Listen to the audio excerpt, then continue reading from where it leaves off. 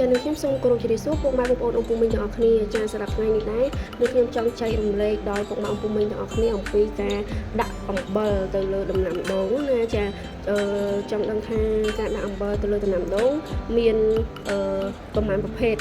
មានប្រមាណរបៀបអីចឹងពុកម៉ែអង្គពុំមីងទាំងអស់គ្នាដោយសារបងប្អូនយើងមួយចំនួនក៏អត់ទាន់ច្បាស់ទេអំពីការដាក់អំបិលលើដំណាំដូងនេះបងប្អូនខ្លះគាត់ក៏បានឆាតសួរខាងក្រុមហ៊ុនយើងដែរចឹងណាអញ្ចឹងថ្ងៃនេះនឹងខ្ញុំចង់ធ្វើវីដេអូសម្រាប់ចែករំលែកដល់ពុកម៉ែបងប្អូនទាំងអស់គ្នាដែលអត់ទាន់បានដឹងពីវិធីនៃការប្រើប្រាស់អំបិលទៅលើដំណាំដូងចាចំពោះការដាក់អំបិលវិញគឺយើងអាចដាក់បានចាប់ពី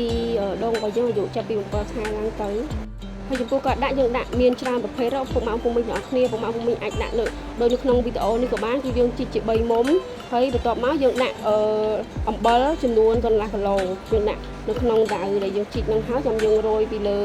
ធាងតិចមកដើម្បីឲ្យវាធ្លាក់ចូលក្នុងធាងអញ្ចឹងណាហើយចំពោះរបៀបទី2យើងអាចដាក់ចំនួនកន្លះគីឡូហ្នឹងរោយទៅតាមធាងនិងទៅតាមបរិវេណទាំងអស់ហ្នឹងហើយយើងអាចយកដីទៅលុបបានអញ្ចឹងណាពុកម៉ែពុំមីងទាំងអស់គ្នាហើយពុកម៉ែពុំមីងខ្លះគាត់ធ្លាប់ដាក់ដែរគាត់កប់ឆ្នាំងដីពុកម៉ែពុំមីងទាំងអស់គ្នាឬក៏គីឡូ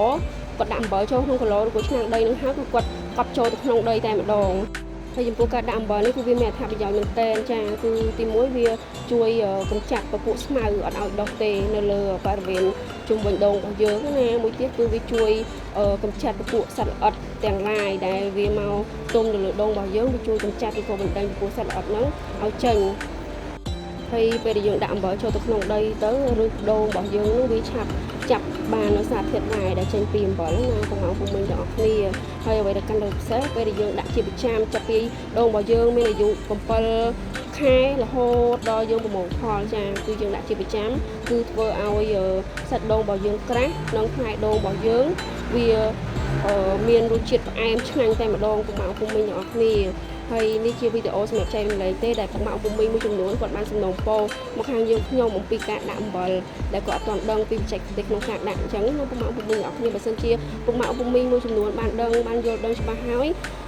ពុកម៉ែពុកមីងជួយចែករំលែកទៅបងប្អូនយើងមួយចំនួនដែលគាត់អត់ទាន់បានដឹងពីរបៀបនៃការដាក់និងអត្ថប្រយោជន៍ដើម្បីយើងចែករំលែកនិងគាត់បាន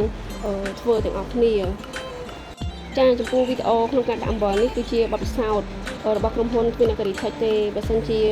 ធ្វើទៅមានកំហុសឆ្គងឬក៏ខុសកន្លែងណាសូមពុកម៉ែបងប្អូនសូមអធិស្ឋានផងដោយសារយើងធ្វើតាមបទពិសោធន៍របស់ក្រុមហ៊ុនយើងទទួលបានជោគជ័យអញ្ចឹងណាហើយបើសិនជាពុកម៉ែបងប្អូនគិតថាមានប្រយោជន៍ដល់ពុកម៉ែបងប្អូនអាចធ្វើតាមរបៀបនេះបានចាហើយយើងខ្ញុំពិតជាសូមអរគុណមែនទែនដល់អតិថិជនទាំងអស់ដែលជួយគ្រប់គ្រងផលិតផលខាងក្រុមហ៊ុនយើងខ្ញុំគឺផលិតផលនៅក្នុងស្រុកផលិតដោយស្នាដៃកូនខ្មែរតែម្ដងចាបើសិនជាអត់មានពុកម៉ែបងប្អូនអង្គមីងជួយគ្រប់គ្រងទេក្រុមហ៊ុនយើងខ្ញុំក៏អត់មានថ្ងៃនេះដែរចាហើយសូមអរគុណច្រើនពុកម៉ែបងប្អូនអង្គមីងទាំងអស់គ្នាចាសូមជម្រាបលា